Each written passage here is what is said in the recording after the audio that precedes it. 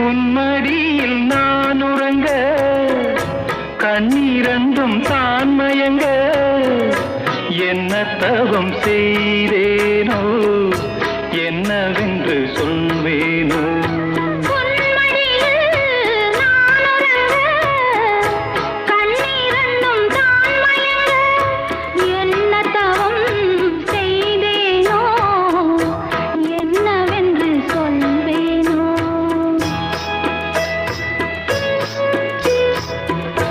ஏழ் பிறப்பும் இணைந்திருக்கும்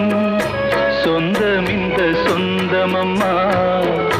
வாழ்விருக்கும் நாள் வரைக்கும் தஞ்சமுந்தன் நெஞ்சமம்மா